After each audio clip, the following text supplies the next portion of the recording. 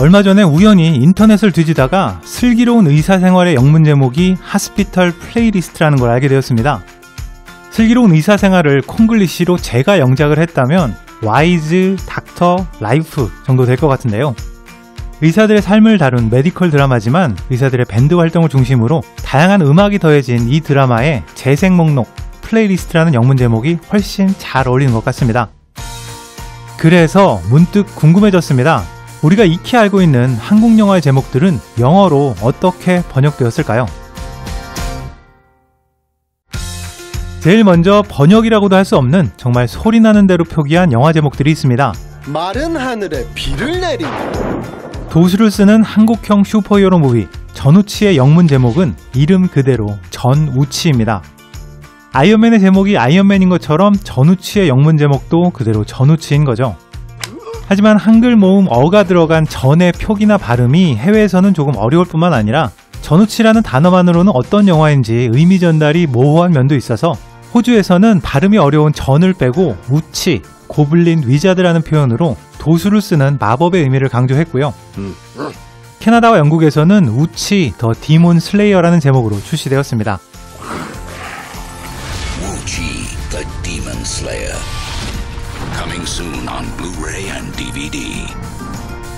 2014년 윤종빈 감독의 군도, 밀란의 시대 역시 소리나는 대로 군도라는 제목이 그대로 사용되었습니다. 이 영화의 제목인 군도라는 단어의 뜻은 무리군의 도적 도자로 도적대를 나타내는 말이죠.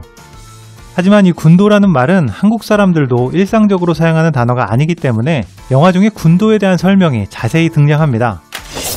군도의 일당들은 자의반타의반 세상을 등지게 된 이들로 군도의 조직원은 오직 선택받은 자만이 될 수 있었다. 이런 설명이 영화 내용에 포함되어 있어서 군도라는 단어 자체를 복잡하게 번역하기보다는 발음나는 대로 고유명사처럼 사용한 것 같습니다. 사실 대부분의 한국 영화는 한글 제목을 그대로 영어로 직역해서 제목을 붙였습니다.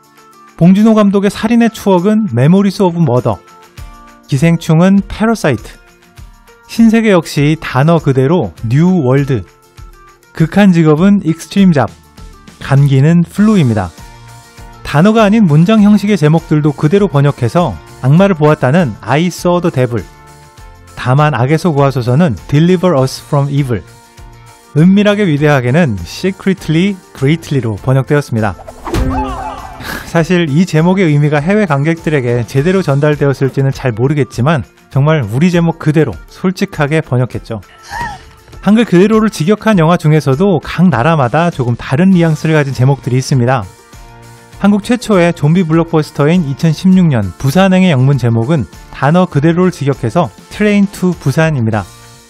하지만 폴란드와 터키에서는 영화의 내용을 좀 더 직접적으로 살린 좀비 익스프레스로 바뀌었고요. 브라질에서는 기차라는 단어 대신 기차역을 의미하는 에스타시온이라는 단어를 넣어서 좀비 기차역, 에스타시온 좀비가 되었습니다. Estación Zombie. 개인적으로 조금 독특했던 영문 제목은 건축학 개론이었습니다.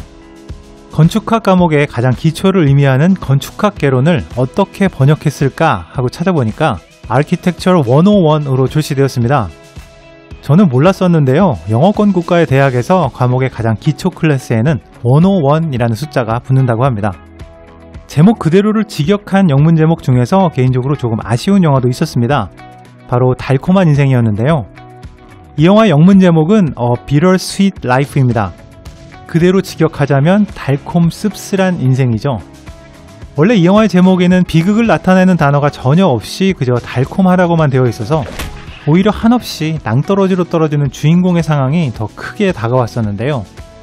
영어 제목에는 비터라는 단어가 들어가서 왠지 영화 내용을 스포당한 듯한 느낌으로 다가왔습니다. 말해봐요. 저한테 왜 그랬어요? 곡성이라는 영화 제목은 이야기의 배경이 되는 전남 곡성의 지명과 곡하는 소리라는 중의적인 의미를 가지고 있죠. 하지만 영문 제목은 그냥 통곡이라는 뜻의 더 웨일링으로 번역되었습니다.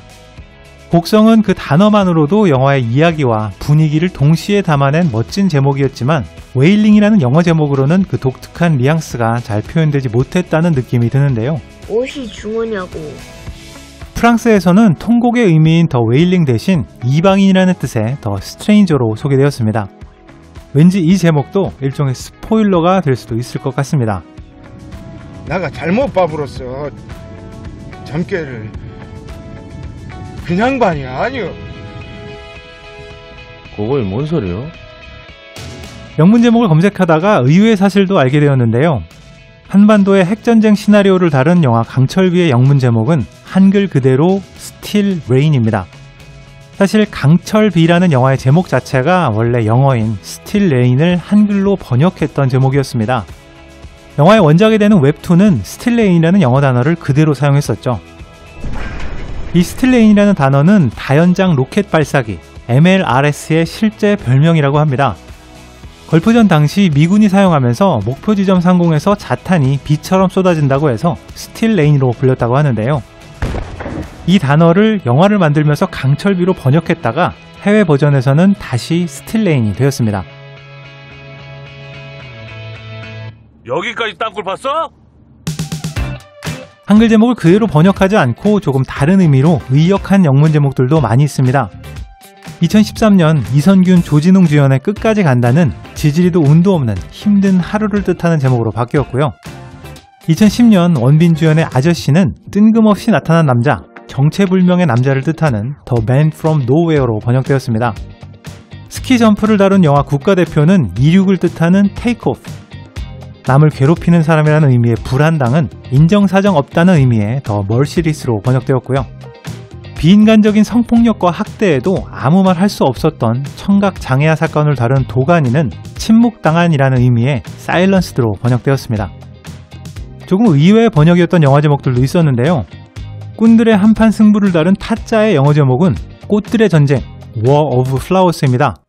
사실 화투라는 단어 자체가 꽃화의 싸움투여서 말 그대로 꽃들의 전쟁이긴 하지만 이 단어를 영문 제목으로 그대로 사용했다는 게 조금 의외였습니다. 이 패가 단풍이 아니라는 거에 내 돈 모두하고 내 손모가지 건다. 쫄리면 돼지시던지. 박찬욱 감독의 박쥐는 목마름, 갈증이라는 뜻의 thirst로 번역되었습니다. 피에 목마른 사제라는 이 영화 이야기가 thirst라는 제목과 잘 어울리는 것 같은데요. 들리는 소문에 의하면 박쥐를 배트로 직역했을 때 배트맨이 연상된다는 의견 때문에 thirst로 제목을 정했다고 전해집니다. 개인적으로 가장 애정하는 역사물 중 하나인 광해의 영문 제목은 Masquerade. 이게 발음이 좀 어려워서 정확한 발음으로 다시 들어보면요. Masquerade. 이 단어는 가장 무도회라는 의미를 가지고 있습니다. 임금의 대역이 되는 주인공 하선이 탈을 쓰고 만담을 하는 광대이기도 하고요. 임금의 탈을 쓴 광대가 오히려 더 임금 같은 모습을 보여주는 이 영화의 이야기가 가장 무도회라는 제목과 잘 어울리는 것 같습니다.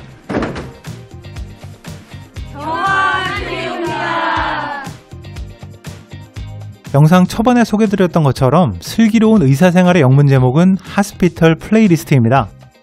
그렇다면 슬기로운 감방생활의 영문 제목은 뭘까요? 프리즌 플레이리스트?